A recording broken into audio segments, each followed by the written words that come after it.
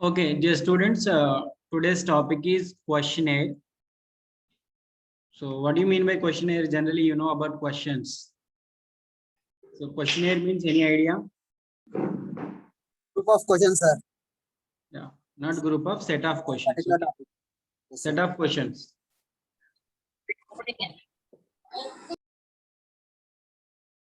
It is set of questions. It's not group of questions. Okay. So questionnaire, it is a formalized set of questions for collecting the information and to measure it also. So it is not only to collect the information, but also to measure it also, we need a questionnaire. Questionnaire is administered by means of telephone or personal or mail interview. Telephone in the sense now mobile phones also. So you can even collect the information over mobile or face-to-face interview or mail interview. So you can administer this by 3 ways. So there are some decisions are involved in designing a questionnaire. One is preliminary decisions. Second one is decisions about questionnaire content. What content should be there? Then decision about questions phrasing. What phrases, what words we have to use. Then decision about the response format, in which format we need to go to the respondents. Decision about question sequencing, in which sequence we need to ask the questions. Decision about layout of the questionnaire, how should be the design. Then pre-test and revise. These many things are there. Okay.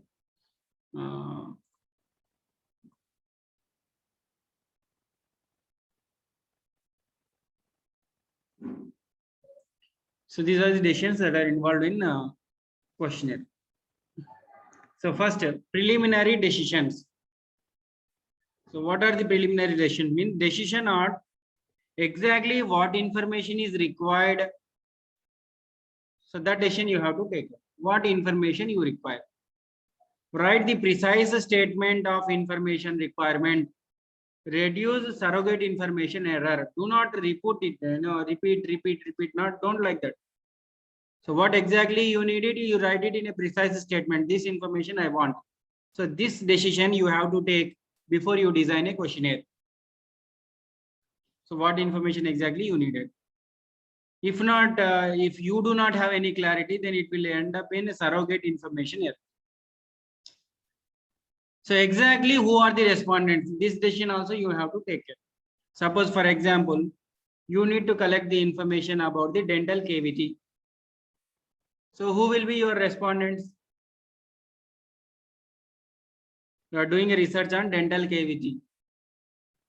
Who will be your respondent? Rakesh? Our who are coming for the dental tests, sir.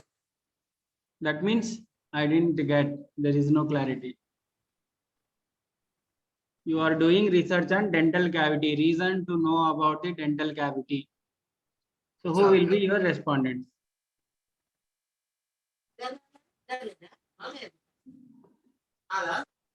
Mr. Rakesh, you can unmute, mute your mic.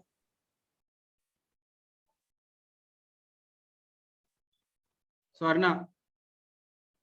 Sir, first of all, we have to అంటే sir ముందే మనం decide అవ్వాలి sir ఏ place తీసుకుంటున్నాము అని. For example there may be many ఒక Hyderabad.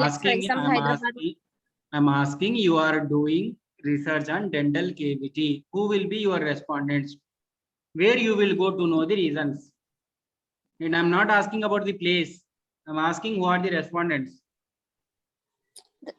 The persons who are suffering from tooth problem. Exactly. Okay. So if you go to them, then they will give you the proper reason. So you must know who are your respondents. If you are reaching the people who do not have dental cavity, perhaps you don't get any correct information. Isn't it? Yes, sir. So you must know who is your exact respondent. Then in which method of communication and in what approach you have to deal with the respondents. What method of communication will be used to reach the respondents? You want to go with the structured interview or unstructured interview, formal or informal interview? You want to go with the focus interview or in-depth interview? So many techniques are there. So this one also you have to decide. So structured means a sequence of questions will be there. It is already designed. Some plan will be there. You will go and you will take the interview. Unstructured means there is no such plan. Simply you will catch a person and you ask them like that. Formal, informal. So method of communication also you must decide first. So these are all preliminary decisions that are involved in questionnaire. So what is that? What information you need to collect? Who will be your respondents and what is the method of communication? Second one, decision about question content. So what content? Content is required. Is this question is contributing anything to the information which we need to collect? That you need to judge, that you need to take decision. So your question must contribute to the information which you need to collect. If it is not contributing, delete that question. Unnecessarily you are keeping that question in the questionnaire. So the questions must contribute to the information which you needed. So is this question is sufficient to generate the needed information? Is it okay? You need to ask more information. That also there. We need to add more questions to generate the information. If required, you add more questions. Then can the respondent is able to provide accurate answer? Can the respondent able to provide the accurate answer for these questions or not? That is also you have to decide. Sometimes respondent cannot be able to, he cannot give the accurate answer. He express his or her inability because of uninformed respondent, because you do not know that a questionnaire will happen, interview will happen. So uninformed respondent, for example, opinion on store image. You want to know the opinion of the respondent on store image, how this store is there, what is the branding of this store. So he or she don't heard at it all. What is this store image? I don't know. Sometimes may say like that. So if you keep the question in the questionnaire, then you have to add a response that do not know. If you are not giving that option, perhaps they will leave that question. If they are leaving the question, then measurement will become difficult for us.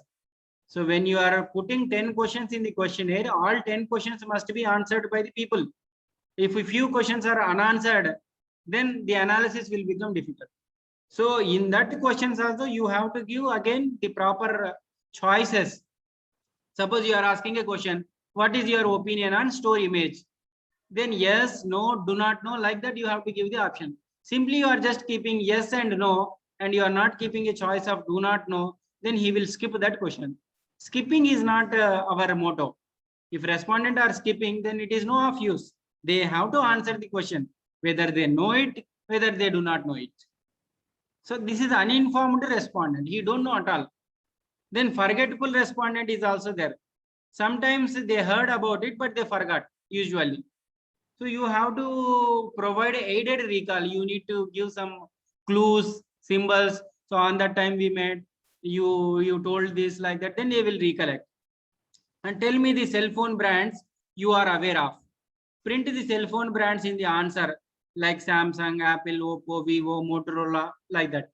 Suppose if you are not giving these options, then they forget to write. If you are just giving a blank, then whatever they recollect, they only that write, but they ignore few things. So you have to give all the choices. Then inarticulate respondent. Inarticulate respondent is also there. So cannot verbalize his or her feelings. They cannot verbalize. So why did you buy the style of car? So this is inarticulation. Somebody may buy it, but if you are asking a question, why you want a car in this style only, they cannot describe you. So you cannot frame such kind of question. You should avoid it. Okay. Then, so is the respondent is willing to give the correct answer? That is also one of the decision you must take. The respondent may refuse to give the correct information if the questions are personal in nature. See again, this second one, So we are talking about the decisions about question content. One is the inability of the respondents.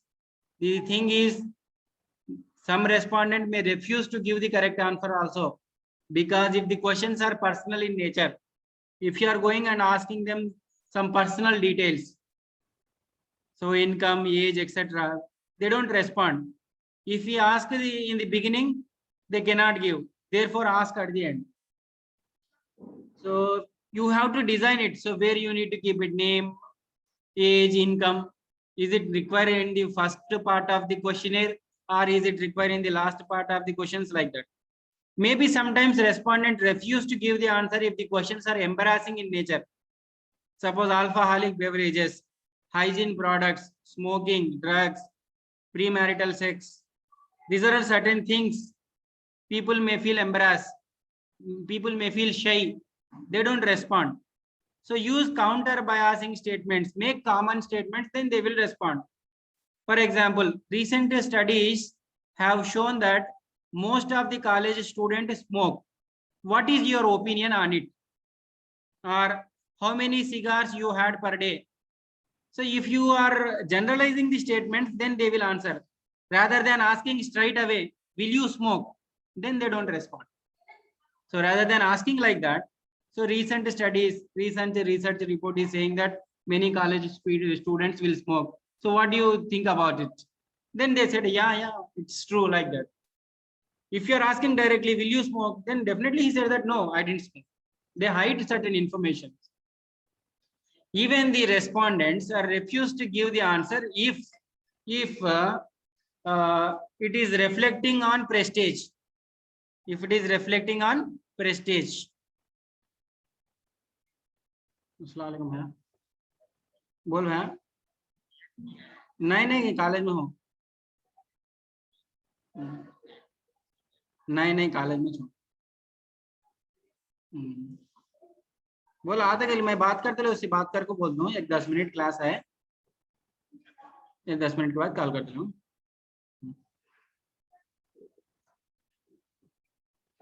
So if the respondent feel that it is reflecting on prestige of him or her, then they don't respond. For suppose on education, are you educated? If they are illiterate people, then they don't respond. What is your social status? How much amount you spend on newspapers? These are all certain embarrassing questions. Few people cannot buy the question, newspapers at all. So it present upward bias. Adopt indirect approaches to ask these kind of questions. We can ask, but we have to ask in an indirect way. Then decisions about question phrasing, which words we have to use. We have to be very careful the words which we are using. Suppose, do the words carry the same meaning to all the respondents? So you need to think, if you are using one word, then does it carry the same meaning for everyone? Or few may understand in a different way, or is it giving ambiguity or double meaning? You have to think it. So are there any words or phrases which are leading the respondents in any other way? Is the words are provocating? So are there any implied alternatives to these questions? You have to. So if there is serious fuel shortage in this winter, do you think there should be a low usage of the fuel by the people? So this is one kind of example you are asking. Rather than asking directly, there is no fuel in this winter, do you like that? So it is showing that there is a serious fuel shortage in this winter. So do you think that there should be a low usage? Then people may respond. Other than directly asking, don't use the fuel, extra fuel, you have to be very careful, then they don't respond. So we have to think twice about the words we are using in the questionnaire. Is there any other approach to ask the same question in a different way? That is also needed. Then decisions about the response format. So can this question can be asked as an open-ended or multiple choice or dichotomous question? Which type of question we have to ask? What do you mean by open-ended question? Open-ended questions means, what do you think about a cigar? What do you think about a cigar? So they can write anything. Example, it does not limit the response. elicit wide variety of response. Anyone can write any answer because it is open-ended. You are giving a blank. They can write even a essay also. What do you think about a cigar means? Disadvantages is respondents do not prefer to write elaborate answers. Coding is very difficult. If they write their very long answers, it is difficult for us to code and analyze also. But sometimes open-ended questions also required. Multiple choice question where 4 or 5 alternatives are provided. This you already know because you are already writing your internal exams in multiple choice mode only. So easy to get the response. All possible alternatives can be included here. Disadvantages is position bias. Problem of position bias. Like then dichotomous questions means closed questions with 2 options, yes or no, true or false, agree or disagree. These questions are called dichotomous questions. Two options will be there. So you need to think about which type of questions you have to ask, in which format you have to ask like this. The next further moving, you must take decisions about sequencing of the questions. So are these questions are organized in a logical order to avoid the introducing error? So first introduction should be there. Then you must know some personal information, basic information. Then you need to be slowly get the deep information like that. So what you have to think about. The first question should be very simple, objective, interesting, and avoid easy answer. So your first question should be very simple. In the beginning itself, you should not ask any trigonometry or something algebraic questions. So questions must move from topic to topic in a logical manner. First you are asking about personal information, then directly you are jumping to some other section. Again you are coming to the personal one. So it should not be like that. There should be a logic why it is in section 1, why it is in section 2, why it is in section 3, like this. Then at the end, responses lost the interest. So care has to be taken to prevent this. So while filling the questionnaire also, it will consume some time. So in the last questions, they may feel bored. They may just tick it. So you have to be very careful which questions has to be asked in the first and which questions has to be asked in the end. And decisions about the layout of the questionnaire, in which layout you have to produce that questionnaire. Layout of the questionnaire in such a way that to avoid the confusion in recording and minimize the recording errors. It should be layout means in which design you are giving like that. Then finally you have to pre-test and revise it. So pre-test is conducted with questionnaire by taking the responses who are similar to find the responses. So before it is administering to the main respondent, you call few duplicate responses. Duplicate respondent means people who are liking. Suppose you call some 5 to 10 people and just you are testing it. If it is okay for them, then you can release it with marking. If any error is found, that can be removed from the questionnaire and update and revise the questionnaire. So these are the decisions that you must take care about the questionnaire before you administer it to the people. So what are those decisions? First decision is preliminary decisions, then decision about the questionnaire content, then question phrasing, what decision you will take, what type of words we have to use, then decision about the response format, then decision about the question sequencing, and then decision about layout of the questionnaire, pre-test and revise. These are all the required ones. Then certain essentials also there of a good questionnaire. How can you say that a questionnaire is good one? Then the question should be attractive in appearance so that the attention of the recipient can be grabbed. So it should be attractive. Your questionnaire should be attractive. Attractive means in the layout, in the design, in the question, everything, in the printing also. If you wish, you can print the color one also, rather than giving on poor quality of a paper. Then they don't respond. So that will be the first one, layout, design, everything. So which can say that is a good questionnaire. Of course, content matters. Without content, if you are designing also, that doesn't make any difference. Then brief description to fill the questionnaire should be given. Suppose if you feel that respondent should be given some instructions, then you have to print those instructions on the questionnaire itself. Even in the examination question papers also, which you wrote recently, you wrote about the university exams, no? Then they will print certain instructions. So section 12 will consist of 5 short answer questions. You need to answer 4, and each one will carry 5 marks, and the answer should not cross the 20 lines.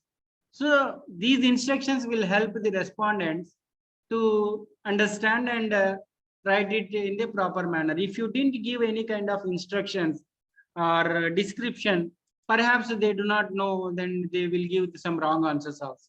So if necessary, you have to give description also. It doesn't mean that for every question you need to give the description. Suppose name of the respondent.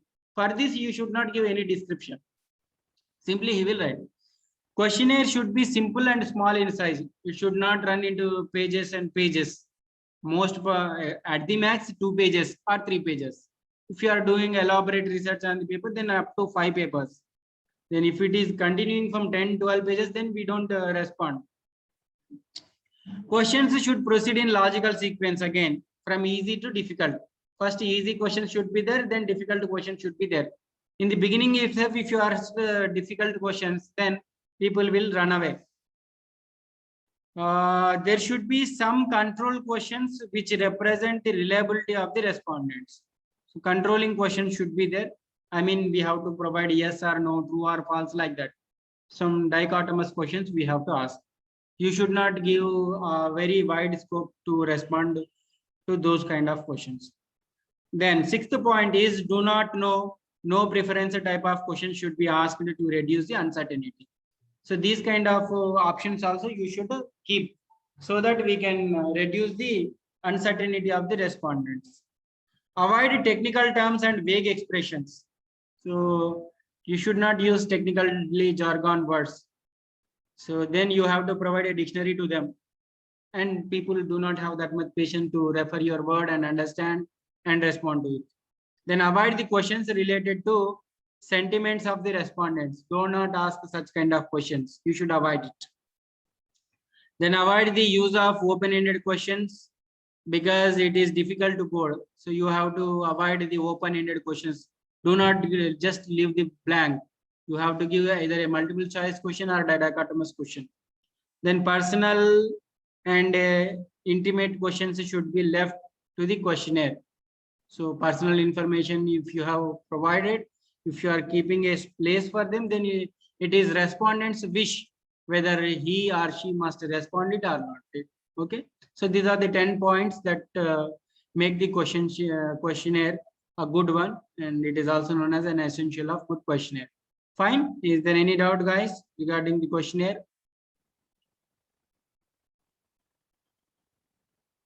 Thank you.